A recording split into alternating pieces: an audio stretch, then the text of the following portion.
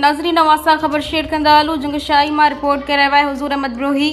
जुंगशाही जे ॻोठ सब्ज़ ख़ान ब्रोही जे ख़ासकेली मुहल्ला में रिटायर्ड फ़ौजी मुमताज़ अली ख़ासकेली, मंज़ूर अली अतारी ऐं ख़ासकेली बिरादरी पारां महफ़िल मिलाद ऐं बसिलसिला यारहीं शरीफ़ जो एहतमाम कयो वियो, जंहिंमें इलाइक़े जे नाले वारनि नातख़्वाननि मास्तर मोहम्मद उस्मान ब्रोही, नवीद अहमद जाखरो, मुनीर ब्रोही, मोहम्मद रमज़ान ब्रोही ऐं ॿियनि हुज़ूर अकरम मौलाए कायनात हज़रत मोहम्मद मुस्तफ़ा सल्लल्लाहु अलैहि वसल्लम ऐं हुज़ूर गौसे पाक जी शान में अक़ीदत जा गुल निछावर कया।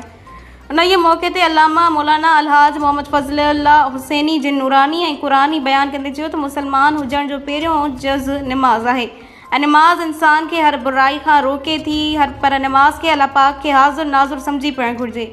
ऐं हिन चयो त क़बर अंदरि सभ खां पहिरियों नमाज़ जो ई सवाल कयो वेंदो, तंहिं करे 5 वक़्त नमाज़ जी पाबंदी खे यकीनी बणायो। अल्लाह पाक असां इंसाननि खे बि कंहिं ख़ासि मक़सद लाइ पैदा कयो आहे। बाक़ी दुनिया अंदरि जेके बि ख़ल्क़ियो आहे उहो असां लाइ ई ख़ल्क़ियो आहे त जीअं इंसान उन्हनि मां जीवन करे सघे।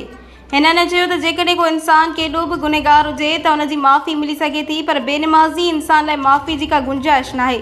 तंहिं करे असां सभिनी मुसलमाननि खे 5 वक़्त जी नमाज़ जी पाबंदी करणी पवंदी।